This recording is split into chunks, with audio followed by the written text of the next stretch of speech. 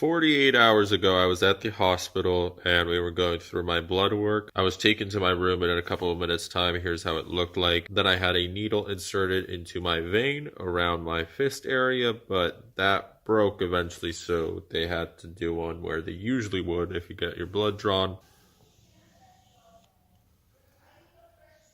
I was a little bit paranoid. I never went under anesthesia. It's a little bit difficult for me to talk right now because this is still completely numb. I had a septoplasty done, and my molluscum shells were minimized a little bit. I'm going in for a checkup on Monday, and today's video, welcome, we're discussing general anesthesia. I thought this would be a very interesting topic for you guys. Even though I'm feeling pretty shit, I think it's going to be a fun video for you, especially if you're interested in septoplasties or are going to have one in the future. I'm going to go through how it looks like, at least in Europe.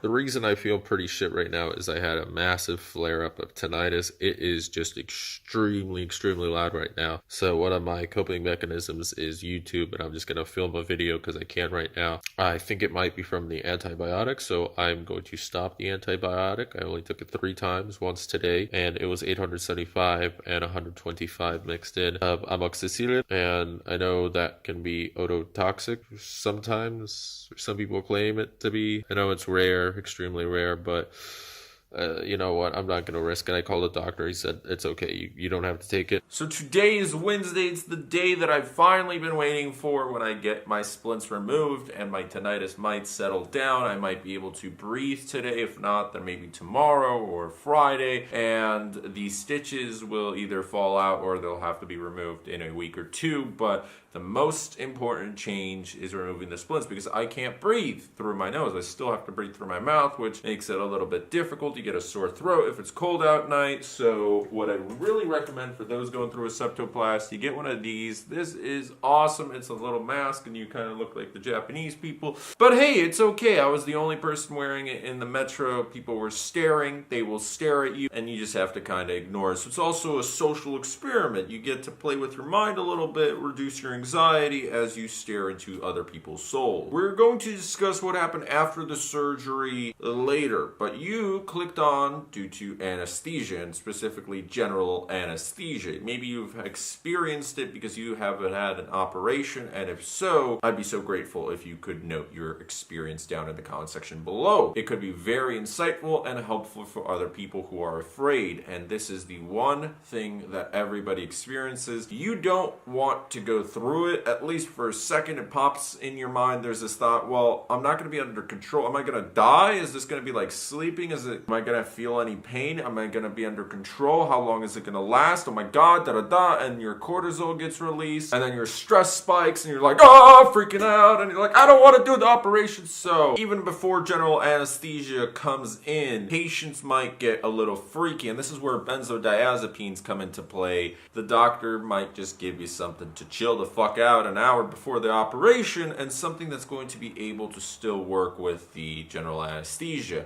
So it all depends on where you are in the world, what hospital you're going to, even the doctors, right? Treatment in Poland is going to be different than treatment in America, and it's still going to be way different than treatment in China. But the most common general anesthetics are, well, it's actually a cocktail of drugs. Propofol is used quite commonly. It is an anesthetic, but it doesn't give pain relief. So in order for a successful operation to occur, you need 4 main factors. You need the analgesia, so you don't feel any pain. You need amnesia, so the patient wakes up and they don't remember anything. There needs to be paralysis, so if it's a, let's say, cardiothoracic surgeon that's operating on a heart and he wants to save this person's life, they can't be moving around. Their muscles can't be twitching. You need some drug that will induce muscle paralysis. And lastly, unconsciousness. That's a huge factor, because if you don't feel pain and you may not remember a lot of things, but oh, you were awake at one point and there's just this one little thought where you remember the surgeon like slicing through your nose, that's where trauma occurs. Approximately 1 or 2 patients out of 1,000 can wake up during general anesthesia, and that's kind of terrifying when you first look at it, and that's what I was going through. I was like, oh my god, I'm gonna be that one. It's gonna happen to me. I'm gonna feel everything. I don't believe I got any benzodiazepines, but shortly after they inserted the little up my vein, I was escorted to another room. You know, they had these big surgeon lights. I laid down on the operating table. I see the doctors putting on their gloves. They're getting ready. They're sharpening their tools, or at least that's what it sounded like. I remember hearing the metal. I was like, oh shit, they're going to be using that on me. Like, I'm laying there, the vein breaks, right? So they have to go in here. Oh, God. Okay, well, it's a little bit of pain, but is it going to be the last pain that I feel, or am I going to feel like, dead up here? And I asked the nurse that's assisting the anesthesiologist, hey, what are you going to be giving me? She's like, well, fentanyl, so my mind immediately relaxed. Fentanyl, oh, okay, cool. General anesthesia requires the analgesic effects, and opioids are a perfect class of drugs that will relieve pain. Fentanyl, morphine, or hydromorphone are 3 great drugs that are usually added to the cocktail. I think I remember one of the last things before going under was hearing them say, oh, he's going to require 2 of these vials because he's a big guy, right? I'm 6'3", 220 pounds. They're like, boom! Oh, you're out, and that was it. And I woke up, and I was like, okay. I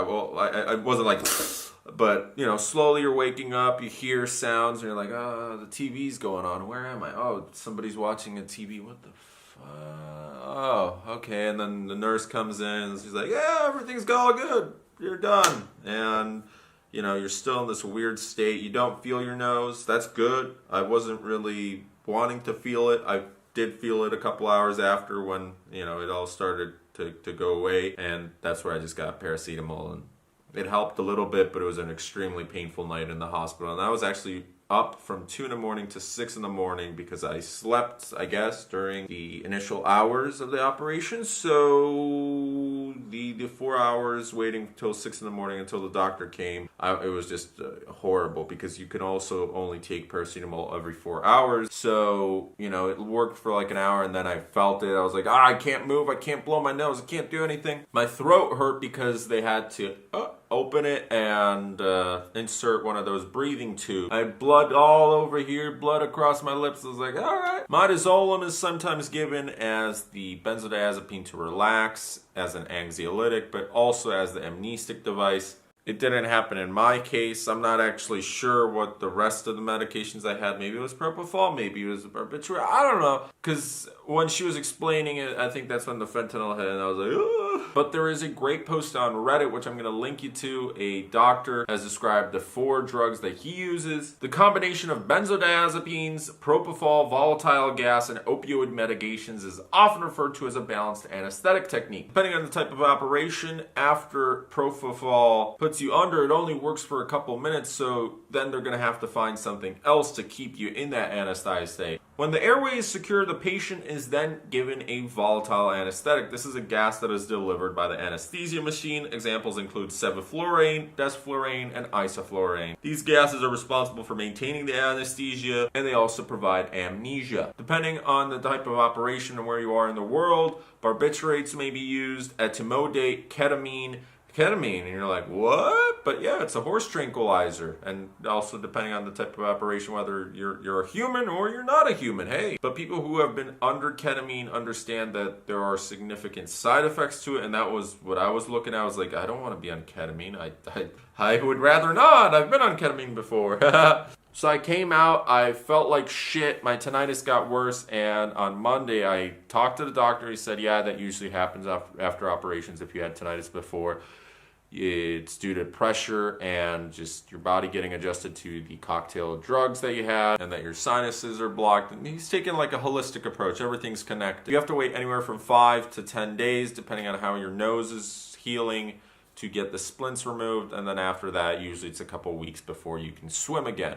But hopefully exercise I can start doing as early as tomorrow. But you shouldn't run or do anything crazy because not only the activity might move something around, but when you're sweating and you're going full out and crazy and you're like breathing and suddenly you blow it out or I don't know, injure yourself. You're not able to take a shower within the first 24 hours. If you have a mustache, you should probably shave because it's going to be blood covered. Mucus and blood might drip down your throat, so that's a really pleasing feeling. Hey, did you know that they used to use cocaine as an anesthetic in nasal surgery? After the operation, I got an antibiotic, and then you need the good bacteria for that antibiotic. I got something other than paracetamol, oh my god. Anyways, it was an NSAID. It's an OTC painkiller. I got nasal spray. I got stuff for my throat, which that's also OTC. And I got stuff to help with blood so it's not like bleeding out of my nose. You may have difficulty sleeping, so if you didn't have sleep apnea before, you might now for the next week, or you might be snoring just because this is going to be paralyzed. So my name is Micro Avi. Thanks so much for staying tuned. I wish you guys all the best. And I was recently featured on a Polish YouTuber's channel, so I'll also leave the link in the description for that if you want to check it out. I'm speaking in Polish there, so you're probably not going to understand, but I'm going to be making a video in terms of harm reduction. There's going to be a couple videos about tinnitus, and we're still have to discuss pregabalin. I've been feeling really horrible, but hey, welcome to full recovery mode. Hopefully, yay, stay positive. All right, bye.